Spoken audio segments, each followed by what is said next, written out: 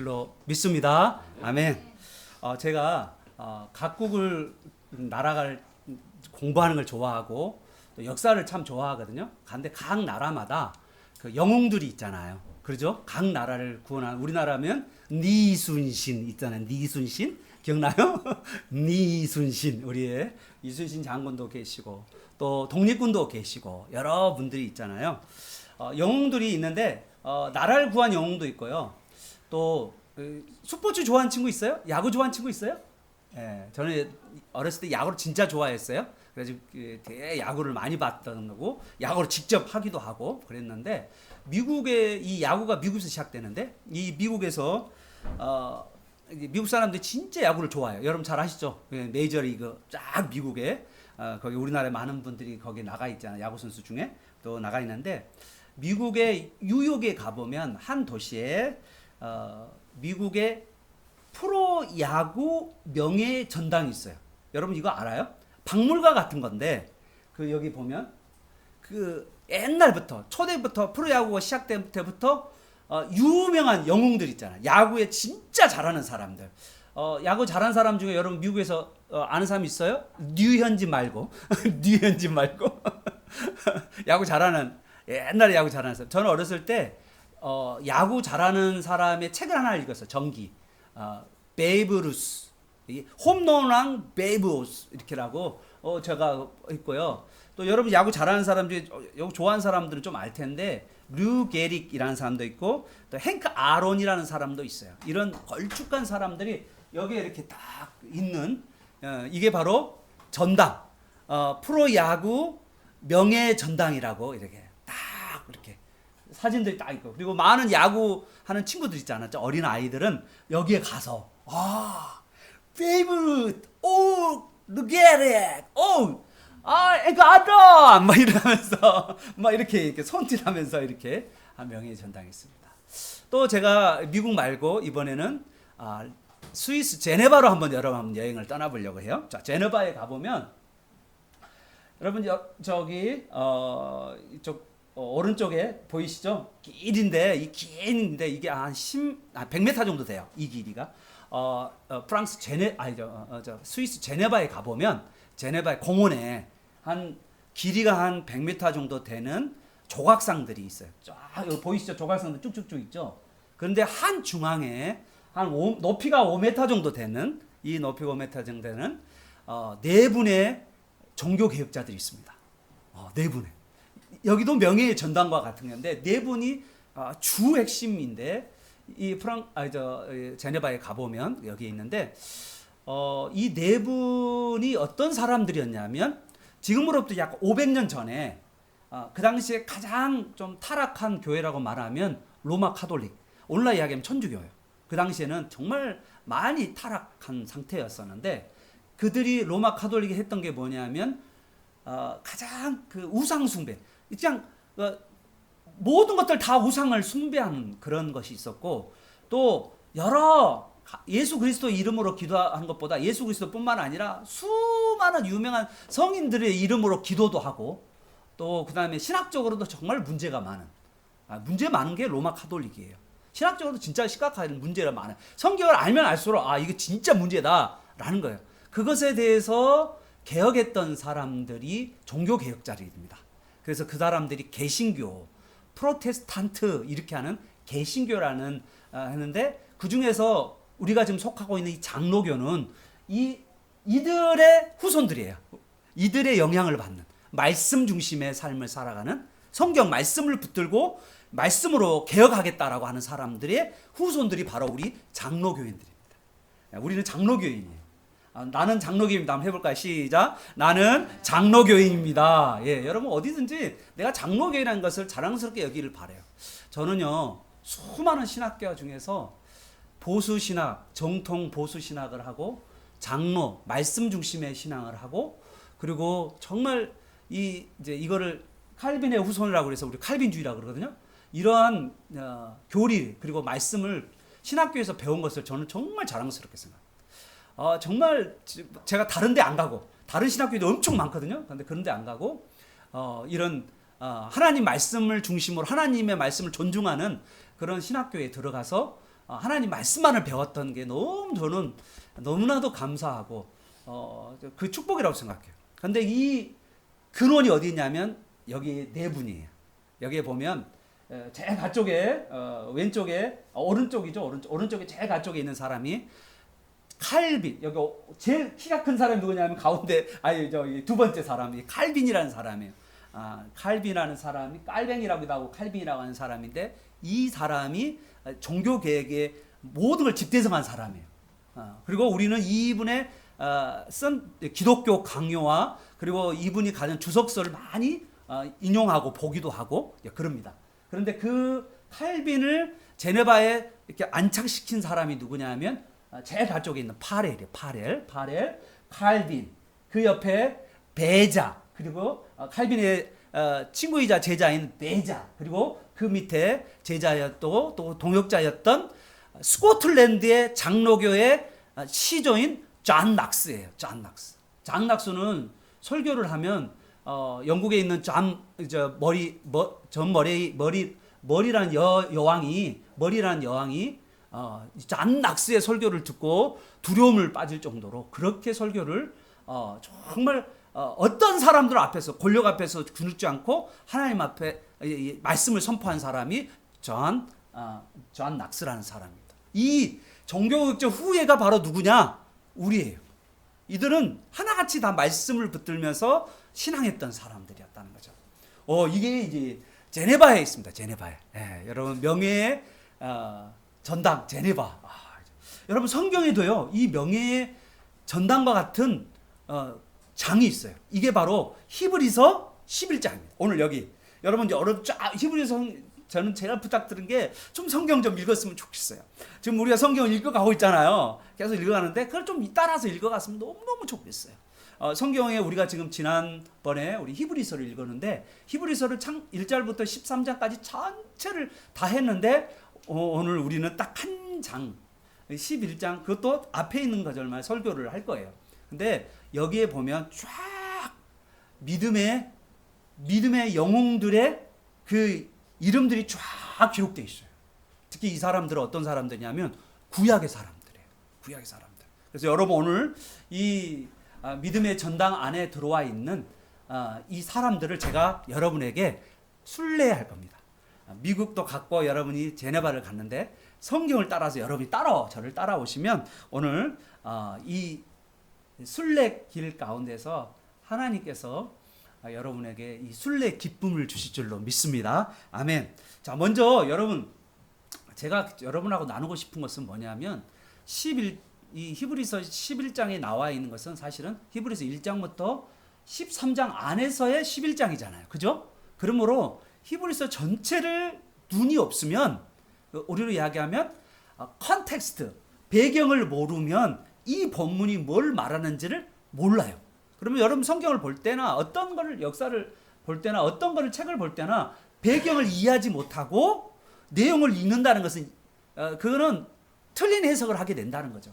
여러분 특별하게 여러분 꼭 기억해야 될 게 뭐냐면 이 히브리서는 어떠냐면 1세기 당시에 믿는 자들이 고난당했어요. 핍박받았어요. 어려움 중에 있어요.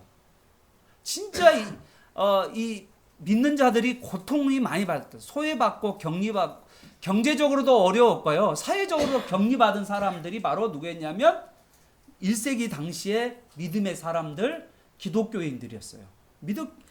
예수를 믿는 사람들이었다는 거죠.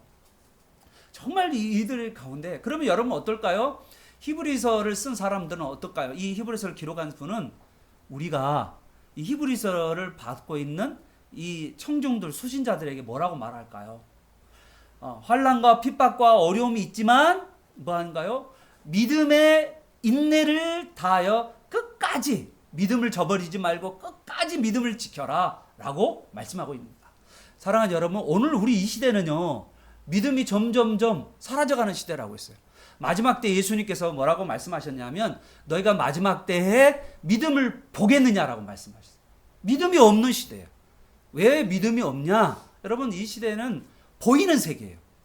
보이는 세계에 빠져 있어요. 눈에 보이는 세계에 깊이 빠져 있다 보니까 보이지 않는 세계라든지 그리고 영원한 것이라든지 그리고 뭐냐면 하나님, 보이지 않는 하나님에 대한 믿음은 점점점 어디 있냐라고 말하는, 우리 지난주에 뭐였죠? 그런 사람들, 하나님 없다는 사람을 뭐라는 사람이라고 했죠? 지난주에 하나님 없다는 사람을 뭐라고 그랬죠? 예, 무식한 사람들이 점점점 많은 시대예요. 이 시대는 진짜예요. 하나님이 그랬잖아요. 실존적 무신자. 교회는 다니지만 진짜 하나님과 같이 살지 않고 하나님과 같이 살지 않는 그러한 실존적 무신론자도 분명히 있다라고 말했습니다. 그러면 오늘 이 시대도, 그러니까 이 시대의 믿음을 지킨다는 건 너무나도 어려운 시대 가운데서, 특히 여러분 보시죠. 아이들 중에 초등학생들인지 중학생들인지 고등학생, 대학생 가면 갈수록 우리나라의 믿는 자들의 수가 줄어들고 있는 거예요. 제가 학교 다닐 때는 정말 이 어른들은 많지 않았지만, 제가 교회를 다닐 때는 어른들은 많지 않았지만, 그런데 아이들은 정말 믿는 사람들이 많았거든요. 특히 뭐냐면 아이들이 초등학교 올라갈수록, 초등학교에서 중학교로 고등학교 올라갈수록 물론 삼각형 모양으로 사람들이 포진했지만, 그래도 상당히 많은 초등학생, 중학생, 고등학생, 대학생들이 예수를 믿었어요. 그런데 지금은 점점점 예수 믿는 사람들이 희박하는 시대에 와 있다는 거예요. 또 예수를 믿어도 진짜 예수님 말씀을 매일매일 말씀 먹고 매일매일 하나님과 기도하고 하나님과 교제하며 살아가는 사람들은, 그러한 청소년들은 나오면 하나님이, 그러한 청소년이 나온다, 하나님이 가만히 두겠어요? 그렇게 말씀 보고 하나님과 교제하는데 하나님이 가만히 두겠어요? 하나님이 그런 사람들을 그냥 사용하신다는 거예요. 지혜를 주실 뿐만 아니라 그 말씀을 중심으로 하나님 붙들고 있는 기도하는 그러한 사람들을 하나님이, 여러분 그냥 그 사람을 그냥 무시하면서 내버려 두겠냐고. 하나님이 그 사람을 더 존중해 하고 하나님께서 들어 써 주실 줄로 믿습니다. 그렇게 지금 이 시대일수록 우리 친구들은 뭐 하냐면 더 말씀에 빠져야 돼요. 목사님 성경이 잘 안 믿어지고요. 목사님 성경이 이해하는데요. 그러면요, 더 성경을 봐야 돼요. 뭐랄까요? 여러분, 성경이 잘 이해가 안 되고 성경이 안 읽어져요. 그러면 어떻게 한다고요? 어떻게 해야 돼? 다 읽어야 돼. 성경을 더 읽어야 돼. 그러면요, 어느 날 성경이 이해가 돼요. 그런데 이해가 안 될 때가 뭐가 있냐면, 여러분이 신앙서적을 좀 읽어야 돼요. 성경 말고 성경에 관련된 많은 신앙서적들이 있어요. 그것도 여러분이 읽어가야 돼요. 그냥 여러분 막 어려운 책 말고 여기 성경에 관련되어 있는 설명의 책들이 기독교 백화점 가면 참 많거든요. 저는 제가 신앙생활 하면서 진짜 제대로 신앙생활 할 때가 대학교였는데, 그때 참 신앙서적을 많이 읽었어요. 기독교 백화점 가서 좋은 책들을 가서 읽고 성경하고 이 책을 같이 읽어가면서 신앙이 자랐어요. 그리고 기도도 자랐고요. 그러면서 거기서 하나님에 대한 사랑도 더, 하나님 나를 얼마나 사랑하는지를 알고 하나님을 더 사랑하게 되었고, 그리고 다른 사람에게 예수를 전하는 사람까지 되었고, 그리고 다른 우리 후배를 또 제가 말씀으로 양육하는 그런 사람까지 대학 시절에 경험했어요. 여러분, 예전에는요, 중학교, 고등학교가 되면, 시골에서는요, 중학교, 고등학교 되면 주일학교 반사들도 있었어요. 알아요? 반사가 누구였냐면 중학교, 고등학생들이 반교사였어요. 아이들이 너무 초등학생들이 많으니까. 그러니까 중학생들을, 고등학생들이 아무도 몰라. 그런데도 교사로서 아이들을 가르치면서 배워가면서 성장했다. 그런 시기가 있었어요. 여러분이, 나는 중학교가 되면 이때 이제 충분히 성경을 읽고 이해할 수가 있어요. 그리고 이 성경을 다른 어린 아이들한테 가르칠 수가 있어요. 동생한테도 말해줄 수도 있고요. 집안에서. 그리고 친구들, 후배들한테도 이걸 이야기해 줄 수도 있어요. 충분히 가능하다는 사실을 믿는 자, 여러분 되시길 바랍니다. 오늘 여기 이 히브리서에 나와 있는 많은 사람들이 나오는데, 그들이 어떤 삶을 살았는지 한번 여러분 돌아보면서 우리 믿음의 명예의 전당 가운데 여러분이 같이 따라오는 여러분 되시길 축복합니다. 자, 첫 번째 현판으로 들어가도록 하겠습니다. 현판 가보면 여러분 어떠잖아요? 어느 집에 딱 들어가 보면 어느 뭐 박물관, 야구의 전당에 딱 들어가면 앞에 뭐라고 딱 써져 있어요. 그렇죠? 그 다음에 제네바 도시, 제네바에 이 제네바 칼빈의 동상이 있는 그곳에 딱 들어가면 여기에 뭐가 있다고 딱 현판이 있어요. 그런 것처럼 여기 믿음의 전당에 우리가 들어가면 거기 안에 입구에 뭐가 있냐면 현판이 쫙 있는데 이 현판의 제목이 뭐냐? 바로 믿음이란 뭐냐? 라는 거 보여주는 거예요. 여기 믿음의 전당이니까 이 안에 들어가려면 그 위에 뭐가 있어요? 믿음이 뭔지를 설명하는 이 현판이 딱 붙어 있는 거예요. 자, 그게 1절과 2절입니다. 우리 한번 읽어보겠습니다. 시작. 믿음은 바라는 것들의 실상이요 보이지 않는 것들의 증거니 선지들이 이로써 증거를 얻었느니라. 아멘. 여러분 믿음은요 바라는 것은 미래의 이야기예요. 아직 이루어지지 않았어요. 내가 미래에 지금 이루어질 건데 그거를 현재 내가 이루어진 것처럼 믿는 거예요.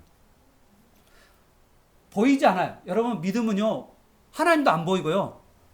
보이지 않은 것은요 천국도 보이지 않아요. 그런데 이 천국이 현재 나에게 와 있고 그다음에 하나님이 현재 나와 함께 있다라는 것을 믿는 거예요. 그럴 때 반드시 뭐가 나타나냐면 증거와 실제가 나타난다는 거예요. 믿음에는 반드시 증거와 실제가 나타나는 거예요. 증거 딱 나타나. 아, 저 사람 진짜 믿는구나. 정말 저 사람 믿는구나. 그런 실체 증거가 딱 나타난단 말이에요. 그래서 그런 증거가 나타나는 것을 보면 하나님은 뭐 한 줄 알아요? 하나님은 정말 제 믿음이 있구나 라고 도장을 쫙 찍어줘요. 그게 증거예요. 믿음에 있구나라는 걸 증거주는 도장이 있구나. 자 그러면 여러분 믿음이 뭔지 여기에 오늘 3절부터 4절 5절까지가 믿음의 영웅이 나와요. 영웅이 나오는데 여러분 첫 번째로 이 믿음에 대한 이야기를 하고 나서 그 다음에 이 안으로 딱 들어가요. 우리 저와 함께 들어갑니다. 이 방 안으로 들어가는데 여기 안에 첫 번째로 나오는 인물이 누굴까? 첫 번째 믿음의 영웅이 누굴까? 첫 번째 믿음의 영웅이 누굴까요? 네, 이게 3절이에요. 여러분 깜짝 놀랄 거예요. 3절에 주어가 누군가를 찾아보세요. 우리 3절을 읽어. 우리 성경책 11장 3절 한번 봐요. 주어가 뭔지 한번 봐요. 3절의 주어가 뭐예요? 3절의 주어가 뭐예요?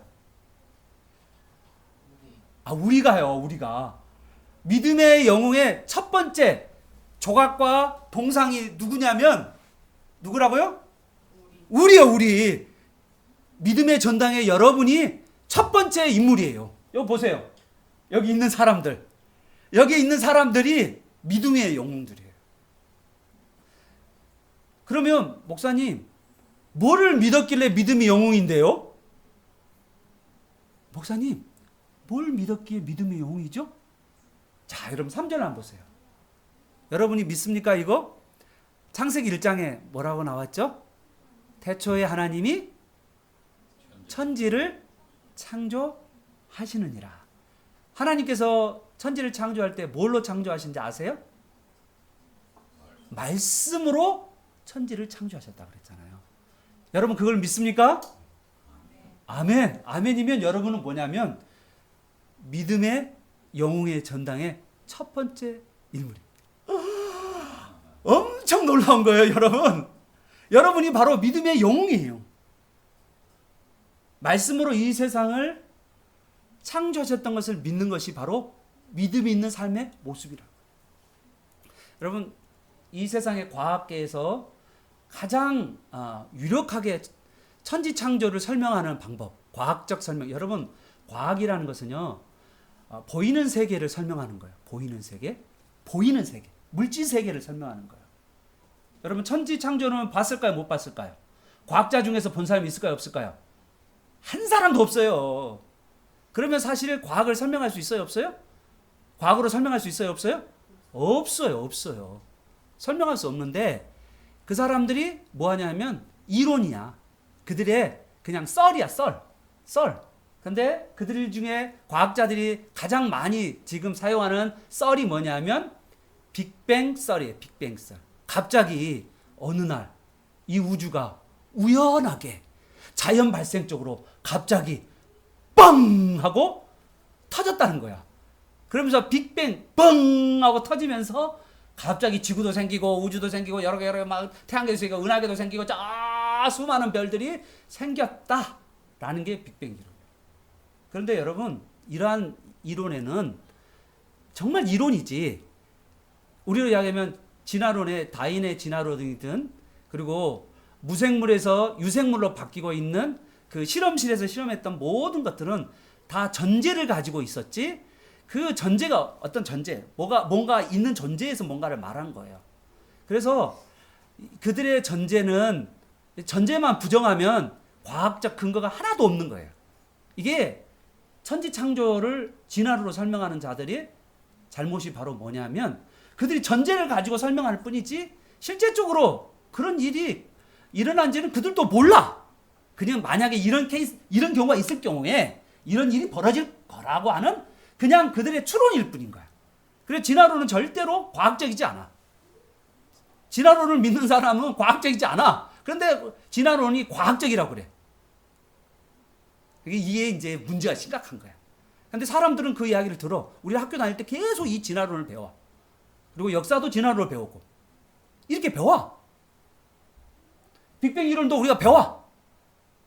근데 사실은 과학적으로도 이건 있잖아요. 증명이 안 돼요. 그런데 우리는 이 빅뱅 이론을 뭐냐면 완전히 과학적처럼 맹신해. 성경은 뭐라고 그랬어요? 딱 성경은 다른 거 없어요. 얄짤 없어요. 이 우주는 뭘로 만들었냐? 하나님의 말씀으로. 이 말씀이 누군데요? 예수, 신약에 보면 예수 그리스도로. 예수 그리스도를 통하여서 이 세상이 만들어졌다라고 말씀하고 있는 거예요. 우리는 그걸 믿는 거예요. 목사님 증거 있어요? 네, 증거 없어요. 우리는 뭐예요? 말씀을 믿는 거예요. 그러면 이제 우리가 고민되는 거예요. 희한하게 이 하나님의 말씀을 믿어지는 사람이 있어요. 그리고 여러분이 성경을 읽다가 어느 날 갑자기 성경이 믿어질 때가 있어요. 어느 날. 이거 뭐냐면요. 믿음이라는 게 뭐냐면 이 믿음, 신뢰 같은 동어인데 믿음과 신뢰라는 단어는 어떠냐면 인간에게 있는 단어가 아니에요. 믿음이나 신뢰는 인간에게 없어요, 원래. 인간은 이 믿음이나 신뢰를 가진 존재가 아니에요. 그런데 하나님께서 예수 그리스도로 말미암아서 거듭난 성령에 거듭나게 하시면 거듭난 사람에게 하나님께서 주신 선물이 바로 뭐냐면 믿음입니다. 믿음이에요. 거듭난 사람, born again 한 사람, 다시 태어난 사람에게, 영적으로 다시 태어난 사람에게 주신 선물이 뭐냐면 믿음이에요. 그래서 우리는요, 내가 믿음이 없으면 하나님을 알 수도 없고 성경을 받아들일 수도 없고 이 믿음이 없으면 아무것도 안 돼요. 그래서 믿음은요, 사실은 놀라운 하나님의 선물입니다. 여러분이요, 이 성경을 읽을 때 이게 어느 날 믿어지면 그건 이미 하나님께서 여러분에게 마음에다가 선물을 준 거예요. 믿음의 선물을. 그래서 믿어지는 거야, 이게. 이 하나님 말씀이 믿어지는 거야, 어느 날. 그래서 뭐 하냐면 읽고 싶은 거야. 그리고 어떤 날은 성경을 읽는데 날 새면서 성경을 읽어도 성경이 그렇게 맛있어. 성경이 송이꽃처럼 단 그런 역사들이 벌어지는 거예요. 사랑하는 여러분, 여러분에게 주님, 저에게 믿음을 선물로 주십시오. 기도하는 여러분 되시기를 축복합니다. 진짜 여러분 청소년들을 우리 어른들에게도 마찬가지죠. 믿음을 좀 선물로 주십시오. 나에게 믿음을. 그래서 예수 그리스도를 믿고 그리고 하나님을 믿는 그런 자가 되게 해 주십시오라고 기도하시기를 바라요. 진짜예요. 그냥 살지 마시고. 자, 그런데 여러분 오늘 구약에 이제 앞으로 4절을 보면요.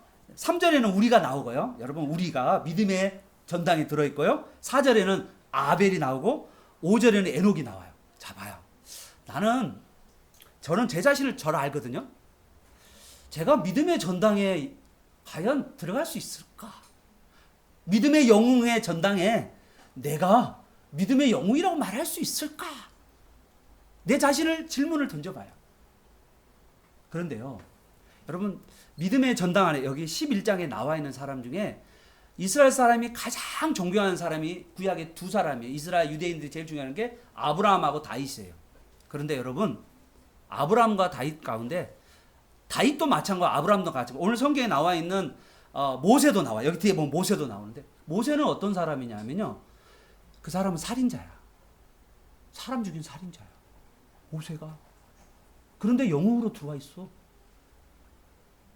아브라함 있잖아요, 자기 부인을 죽을까봐, 자기가 죽을까봐 누이라고 속인 비겁적인 남편이에요. 아브라함은요, 하나님 말씀을 잘 안 믿어. 그래서 첩을 둬서 자식을 낳은 믿음이 별로 없는 사람이 아브라함이에요. 여러분, 다윗은 자기 부하의 아내를, 과 관계를 맺은 간음죄와 살인죄, 살인교사, 탐욕의 죄를 지은 온갖 죄가 다윗에게 있어요. 그런데 성경은 뭐라고 하냐면 그들을 믿음의 영웅이라고 말해요. 여러분, 갑자기 여러분이 안심이 되죠? 야, 나처럼 부족한데도, 다윗도 문제가 많구만, 보니까. 응? 아브람도 문제가 많구만. 아유, 저 뭐야, 모세, 살인자? 나는 살인은 안 했는데. 그런데도 하나님은 그들을 믿음의 영웅이라고 봤다는 거예요. 왜 그랬느냐는 거예요. 여러분, 우리의 삶 가운데 하나님은요, 우리에게 믿음을 주시고요, 또 우리에게 착한 마음, 선행을 주셔요. 그래서 우리가 선을 행하도록 하셔요.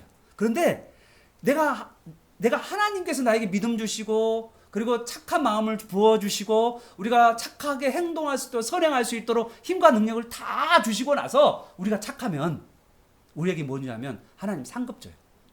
하나님이 다 하시고 나서 우리가 손 하나 조그만 더 올렸는데 그걸, 야, 너가 했다, 이렇게 하나님이 칭찬하시고 인정하시고 도장 찍어주시고 참 잘했어요, 도장 찍어주시는 분이 바로 누구냐면 하나님입니다. 그래서 여러분요, 여기 믿음의 영웅들 이렇게 들으면 꿈에 기죽어 그러면 안 돼. 사실은 이들은 아주 평범한 사람들이었어요.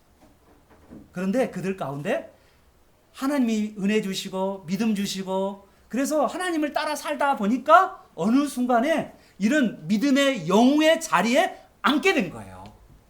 그리고 하나님이 인정해 준 거예요. 아니, 평소에 늘 그런 게 아니야. 아브라함이 처음부터 창세기 12장부터 시작해서 아브라함과 24장까지 아브라함 이야기가 나와 있는데, 그 중에서 아브라함이 정말 말씀대로 순종한 게 딱 한 번 있는데, 그게 뭐냐면 자식을 바친 거예요. 딱 한 번이라 말하기는 어렵지만 아주 몇 번밖에 없어요. 그냥 그래도 정말 잘했다고 우리가 이해하는 게, 내가 가장 사랑하는 자식을 하나님 앞에 내놓는 거야. 이 자식을 내놓을 수가 없잖아요. 그런데 하나님 앞에 내놓는 거야. 그게 12장부터 시작해서 여러분 생각해봐요. 24장 중에 22장의 마지막 피크, 딱 그거인데 하나님이 그거 한 번 딱 한 거 보고 뭐라 하는지 알아? 이야, 너를 진짜, 내가 이 아브라함의 믿음을 칭찬하신 거예요. 그러면 하나님께서 아브라함의 믿음을 어떻게 해요? 12장부터 계속 아브라함의 믿음을 온전케 하셨다는 거예요. 그래서 어느 날 아브라함이 그런 놀라운 믿음의 결단을 하게 되고, 그런데 그건 다 사실 하나님이 그렇게 도와주셨기 때문인 거예요. 사랑하는 여러분, 여러분이 믿음의 이제 입문에 들어왔는데, 이 입문에 들어왔는데 하나님은 뭘로 보냐면 벌써 믿음의 전당에 영웅으로 보고 계심을 여러분 믿으시길 바랍니다. 하나님이 그렇게 하나님의 열심으로 여러분을 그렇게 믿음을 자라가게 해서 성장해서 성숙한 그리스도인으로 자라가게 하신다고 하나님께서 이 믿음의 장을 보여주고 있는 거예요. 이 사람들이 잘난 사람들이 아니라니까요. 정말 평범한 사람들이에요. 여러분 안심되죠? 야, 나도 이렇게 믿음의 전당에. 그래서 여러분이 벌써 믿음의 전당의 첫 번째가 누구이라고요? 그림? 첫 번째 그림이 누구라고요? 누가 있어요? 믿음의 전당의 첫 번째 사진? 첫 번째 영웅이 누구예요? 믿음의 전당의 첫 번째 딱 들어가면 누가 나온다고요? 우리라니까요, 우리. 하나님은 우리를 믿음의 전당의 첫 번째로 봤다니까요. 할렐루야. 아멘. 하나님께서 여러분을 그렇게 키워가실 줄로 믿습니다. 아멘. 아멘. 자, 이제 두 번째 인물을 한번 보여주겠는데요. 여러분 창세기 4장에 가보면 이제 제사가 나와요. 제사. 여러분 성경에 처음으로 나오는 제사예요. 여러분 원래 에덴 동산에서 아담과 여자와 하나님이 만날 때 제사를 드렸을까요? 안 드렸을까요? 안 드렸어요. 하나님이 그냥 찾아오셨어요. 그리고 아담과 여자와 대화하셨어요. 바로. 그런데 아담이 선악과 여자가 선악과를 먹는 이후로 에덴 동산에서 추방당해요. 그래서 이제부터 하나님을 만나려고 하면 어떻게 하냐면 제사를 드려야 돼요. 오늘날 이야기하면 예배입니다. 자, 여러분 예배를 드리고 있어요? 누가 예배를 드냐면요, 아담의 아들 중에 첫째 아들이 가인, 둘째 아들이 아벨입니다. 그런데 똑같이 여러분이 예배, 지금도 또 마찬가지예요. 우리 집안에도 첫째 아들과 둘째가 같이 예배를 드리고 있어요. 자, 그런데 여러분 어떨까요? 우리가 여러분이 예배를 드렸는데, 그런데 희한한 일이 벌어져요. 지금 똑같이 예배를 드리고 있죠? 하나님 앞에 감사의 제물을 드렸죠? 드리고 있잖아요. 똑같이 드리고 있는데 어떻게 해요? 여러분, 그러면 똑같이 드렸으니까 어떻게 해줘야 될까? 예배를 다 받아주셔야 되잖아요. 그렇지 않을까요? 그런데 하나님이 동생 아벨의 예배는 받아주시는 거예요. 그런데 형 가인의 예배는 안 받으셨어요. 어떻게 받았는지 안 받았는지는 알 수 없어요. 그런데 내 생각에는, 제 추론으로는 예배를 드리며 나면 하늘에서 뭐가 내려오는 줄 알아요? 예배를 드리고 나면, 구약의 예배를 드릴 때, 제사를 드릴 때 최초에 성막에서 제사를 처음 드리면 하늘에서 뭐가 내려오는 줄 알아요? 하늘에서? 천사가? 아니요. 뭐가 할까? 하늘에서 뭐가 나올까요? 이 제물을 태우기 위해서 뭐가 나올까요? 불이 확! 근데 분명히 여기 보면 아벨의 제단에는 불이 확 붙었을 거예요. 그런데 형 가인의 제단에는 불이 안 붙은 거예요. 그런데 여러분 놀라운 이야기를 해요. 아니 이거 예배를 드리는데 예배를 받은 예배가 있고 받지 않은 예배가 있다는 거예요. 그런데 여러분 이제 우리가 고민인 거예요. 그러면 아니 아벨은 받고 왜 가인은 안 받죠? 하나님 뭐 하는 거죠? 지금 차별하고 계시는 거잖아요. 하나님 지금 차별금지법이에요. 차별하면 안 돼요, 사람. 뭐예요? 우리가 고민해 봐야 돼요. 왜 하나님이 이렇게 차별화해서 받을 예배와 받지 않은 예배가 있다. 오늘 여러분에게도 마찬가지예요. 이 예배가 받는 예배가 있고 받지 않은 예배가 있다는 거예요. 여러분 하나님이 지금 받는 예배인가 내 자신을 돌아봐요. 그런데 이 아벨에게 하나님께서 증거가 있다는 거예요. 어떤 증거? 자, 봐보세요. 자, 아벨의 증거가 뭐냐면 우리 4절에 한번 보세요. 4절. 자, 아벨이 어떤 증거를 받았어요? 4절 보세요. 4절에 보면 아벨은 가인보다 더 나은 제사를 하나님께 드림으로 어떤 증거를 받았죠? 의로운 자라는 증거를 받았다는 거예요. 여러분 하나님은요, 창세기를 여러분 꼭 읽어보면 창세기 4장이 딱 나와요. 하나님이 아벨에 드린 제사를 받을 때, 아벨 드린 제사를 때 뭐라고 써졌냐면 창세기에 4장에 가보면 이런 거예요. 하나님이 아벨과 아벨의 제물을 받으셨다라고 나와요. 여러분 우리는 제물을 받는다고 생각하잖아요. 하나님께 제물을 바친다고 우리 생각하잖아요. 우리가 헌금 바친다고 생각하잖아요. 하나님은 헌금 전에 받는 게 있어요. 헌금 전에 누구를 받을까요? 먼저? 여러분 자신을 받는다니까요. 근데 여러분이 어떤 삶을 살았냐면 의로운 삶을 살아가는 여러분의 삶을 먼저 받으신다는 거예요. 여러분의 삶을 의롭게 하나님의 말씀대로 살아가는 그 삶을 먼저 받으시고 그 다음에 여러분이 드린 헌금을 하나님 받으신다고요.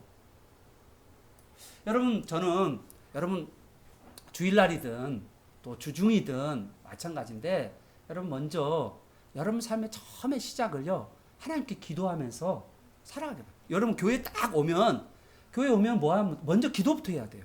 그리고 교회 이때 딱 오는 예배 전에 먼저 와서 딱 앉아가지고 기도를 하는데 여러분의 삶에 자신의 삶을 회개할 뿐만 아니라 또 하나님 말씀대로 살지 못한 것을 회개할 뿐만 아니라 이 내 삶 가운데서 하나님을 간절히 소망하는 것들을 믿음으로 기도해야 돼요. 여러분 그래서 예배 전에 정말 기도하는 삶이 먼저예요. 여러분 그래서 앞에 딱 교회 시간 딱 오자마자 기도하고 싶어서 열망으로 앉으면 다른 거 휴대폰이나 뭐 모든 걸 다 내려놓고 오직 하나님과 같이 교제하는 그게 첫 번째예요.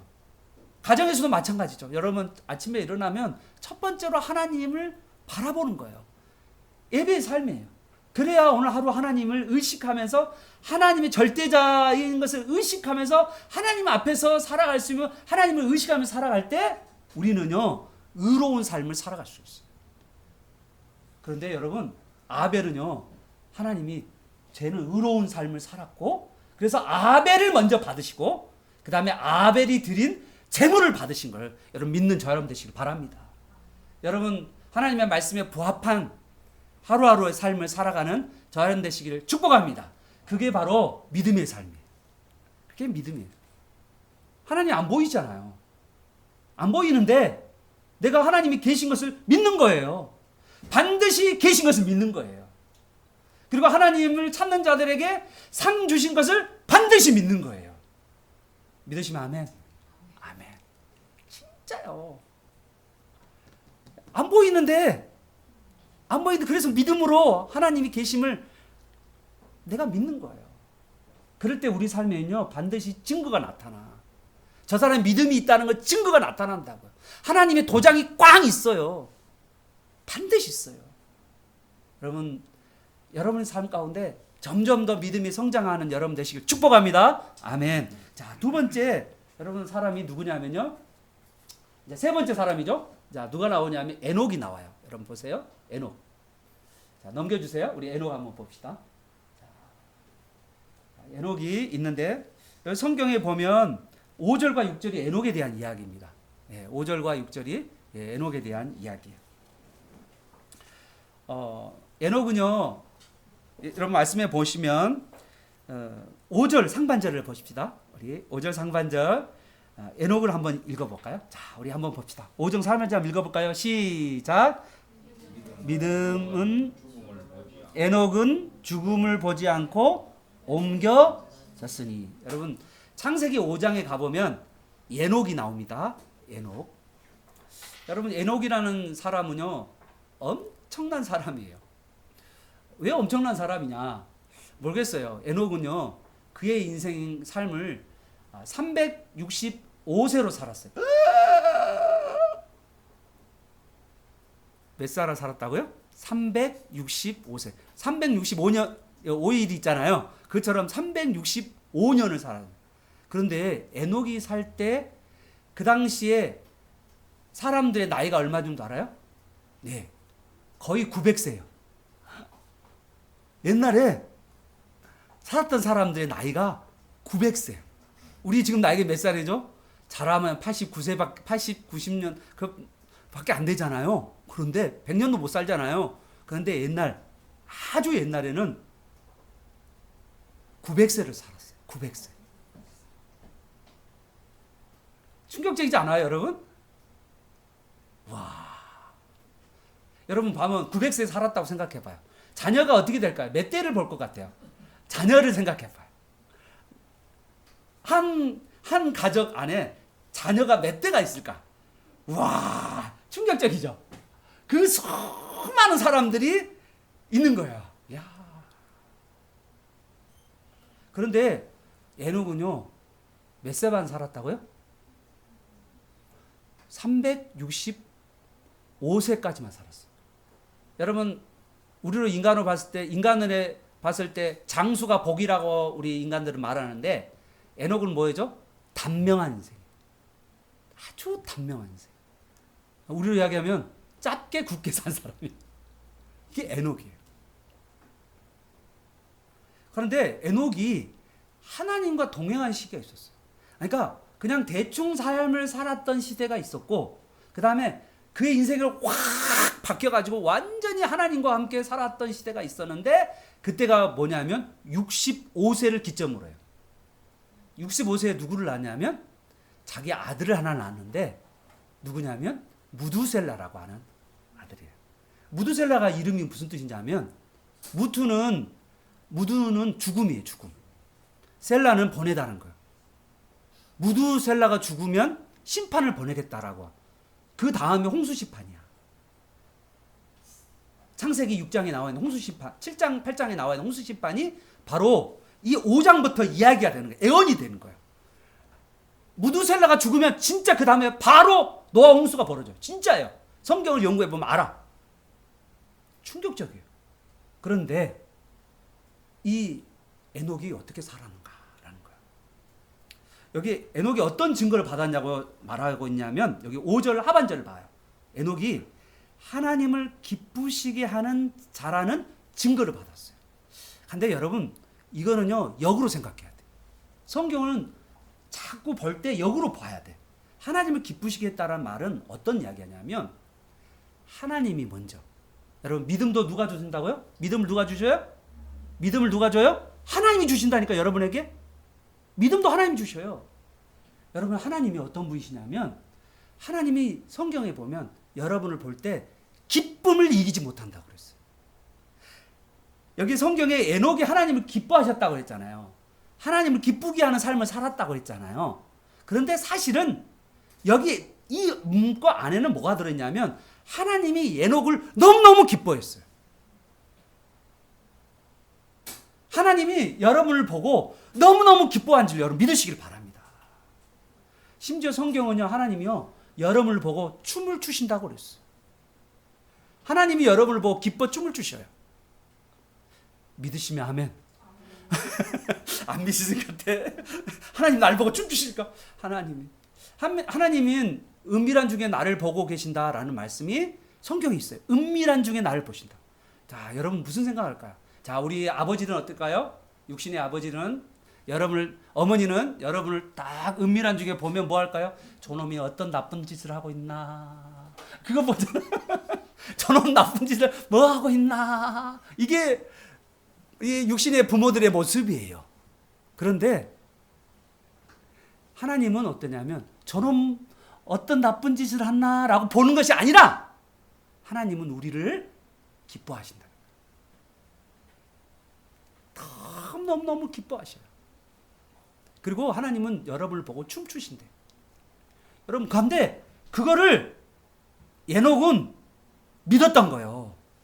하나님이 나를 사랑하시고, 하나님 나를 기뻐하시고, 나에게 놀라운 계획을 가지고 계시고, 하나님이 나처럼 찌질하고 못나고 바보 멍충인데 하나님이 나를 쓰실까요? 말 같은 소리 하지 마세요. 그렇게 사람들이 말할 때, 그리고 내 자신이 말할 때, 그럴 때 하나님은 우리를 기쁨을 이기지 못하고 우리를 사랑하시고, 그리고 우리를 향해 춤을 추시고, 우리를 향한 놀라운 계획을 가지고 계신다는 거예요. 믿으시면 아멘. 그러니까 뭐냐면, 그걸 믿었기 때문에 에녹은 늘 하나님과 이 나를 기뻐하시고, 나를 사랑하시고, 나를 향해 춤을 추시고, 나를 향해 놀라운 계획을 가지고 계시는 이 하나님을 그가 기뻐했던 거예요. 그리고 하나님을 기쁘시게 한 삶을 살았던 거예요. 하나님이 원하는 삶이 뭘까? 하나님이 정말 나에게 원하는 게 뭘까? 하나님을 기쁘시게 하는 삶이 뭘까? 매 순간 질문한 거예요. 내 삶 가운데 하나님이 정말 원하는 삶이 뭘까를 매 순간 질문한 거예요. 그러면서 그가 하나님과 살았다. 그걸 뭐라고 한 줄 알아요? 자, 우리 한자로 한번 따라서 해볼까요? 이거 중요한 한자예요. 따라서 해봅시다. 시작. 여주 동행. 여기 저기 경기도 여주 동행하는 거예요? 그게 아니에요. 예, 여는 더블 여자예요. 주님과 더불어서 동행, 함께 가는 거예요. 여주 동행. 여주 동행. 매일매일 삶의 여주 동행. 여러분, 에녹의 삶을 여러분 좀 더 연구해 보려면 창세기 4장을 봐야 돼. 에녹과 똑같은 시대에 살았던 사람이 누구냐면요, 라멕이란 사람. 이 라멕은요, 처음으로 일부 다처제를 했던 사람이 라멕이에요. 그리고 라멕은요, 보복과 그리고 응징과 독수의 화신이에요. 라멕이. 그런 시대, 그러니까 폭력과 음란함이 가득한 시대 가운데 있었던 사람이 누구냐면 에녹이에요. 그런데 그 에녹이 뭐 했냐? 이 라멕의 자손들에게 복음을 전했어요.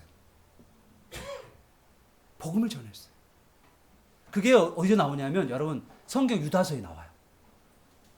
여러분 오늘 이 시대에 우리는요, 믿음을 가지고 친구들에게 예수님을 전하고, 그리고 그들이 잘못한 것에 대해서 그의 죄라고 말하고, 그리고 하나님께로 돌아오면 하나님께서 용서하시고 너를 사랑하시고 너를 향한 놀라운 계획을 가지고 계신다는 그 말씀을 여러분 에녹처럼 선포하며 사는 여러분 되시길 축복합니다. 이게 하나님을 기쁘시게 하는 삶이에요. 하나님을 인정하는 거예요. 에녹은요, 하나님이 계신 것과 하나님이 자기를 찾는 자들, 하나님을 찾아. 이 시대에 하나님을 찾는 사람이 없잖아요. 여러분 이 시대에 하나님 눈에 팍 띄어요. 여러분요 완전히 뜰 거예요. 저는 전율. 여러분 지금 우리 교회처럼 말씀이 충만한 교회 가운데 팍 청소년 시절에 이런 말씀을 받는다. 여러분요 충격에 소름, 어썸 이런 말씀 받는 게 쉽지 않아요. 여러분 이 말씀을 받은 가운데 여러분이 만약에 하나님이 정말 계신 것을 여러분이 믿고, 그리고 하나님이 자기를 찾는 자, 내가 하나님을 찾으면 하나님께서 하나님이 나를 얼마나 사랑하고 하나님 얼마나 나를 춤추고 하나님 기뻐하고, 너 잘못했지, 너 이리 와, 너 이렇게 막 때리려고 하시는 것이 아니라 여러분을 새롭게 하시고 온전케 하시고 성장하게 하시고 성숙하게 하시는 그 하나님이 계신 것을 여러분 믿는 거예요. 그리고 하나님을 찾는 자들에게 정말 하나님, 내가 한 거 별로 없어. 아니 내가 뭐 믿음이 엄청 좋은 것도 아니고, 나 교회 한 번 나왔어. 나 뭐 아무것도 없어. 나 너무너무 부족해. 내 행동은 성경도 안 읽어. 뭐 나는 뭐 하루 종일 뭐 딴 짓만 해. 그런데 여러분을 믿음을 주시고 여러분 믿음이 성장하게 하시고 자라가게 해서 온전케 해 가시는 그 하나님이 여러분 마음에 감동을 줘. 뭘 줘요? 선행을 줘. 그래서 뭐예요? 여러분이 행해. 그러면 그 행함을 뭐라고 하는지 알아? 야, 너 나를 믿고 그렇게 행하는 거구나 라고 하면서 하나님께서 내가 행하는 것에 넘치도록 하나님께서 부어주시는 상을 주신다는 거예요. 우리 하나님 그런 분이셔요. 여러분 하나님 오해예요 지금. 하나님은 육신의 부모와 너무 달라. 하나님은 너무나도 우리를 향하여 말없는 사랑으로 하는 거예요. 그런데 그거를 경험한 사람이 누구냐면 바로 에녹이었다니까요. 에녹이 그 삶을 사는 거예요. 그런데 여러분 생각해봐요. 하나님이 나를 사랑한 걸 에녹이 막 이게 믿음으로, 에녹이 이렇게 하나님께서 에녹을 사랑하고 춤추고 좋아하시는 그런 것을 이렇게 막 에녹이 믿음으로 경험하는 거, 느끼면서 뭐 하냐면 너무 하나님의 그 감미로운 사랑 가운데 취해서 하나님이 나를 기쁘게 하시고 또 나도 하나님을 기쁘게 하면서 서로 간에 기뻐하면서 즐거워하는 가운데 걸음을 걷는데, 걷다 보니까 뭐냐면 시간과 공간을 초월한 천국으로 들어가 버린 거예요. 오썸. 오썸. 안 놀라네. 나는 지금 소름 끼치는데. 이렇게 하나님과 살다가 이렇게 하나님과 막 이렇게 너무 하나님을 기뻐. 여러분 이 세상은요 죄악으로 가득했어요. 음란함과 폭력이 가득해. 그런데 그 가운데서 이 에녹은 그 하나님 얼굴 보면서 하나님 기뻐하는 거 생각하면서 하나님 생각나니까 너무너무 행복해. 그러다가 시간과 공간을 초월해서 그 단명하는 나이, 정말 300년이나 하나님과 동행하면서, 그러면서 그가 시간과 장소를 초월하는 천국으로 옮겨지는, 죽음을 경험하지 않는 놀라운 은혜가 임한 줄 믿습니다. 그는요, 땅에서 천국을 소유하면서, 그는 땅에서요, 예수 그리스도를 소유하면서, 그는 땅에서요, 하나님을 소유하면서, 땅에서요, 하늘로 미끄러지듯이 정말 아름답게 하늘로 올라가는 그 놀라운 은혜를 경험한 줄 여러분 믿으시길 바랍니다. 나는 여러분에게 오늘 믿음의 영웅들이 대단한 사람들 아니에요. 사실은 그들의 일상을 돌아보면 가족과도 막 싸우고 믿음의 영웅들 뭐 그러잖아요. 부부 있잖아요. 부인을 팔아. 막 그런 사람이 누구야? 아브라함. 부인을 팔아버려. 내 누이요? 막 그러면서 막 다른 사람한테 줘버려. 목숨 살리려고. 그런 사람이야. 아주 우리 인간적으로 봤을 때 형편없는 남자야. 그런데 하나님은 그를 믿음의 사람으로 보는 거예요.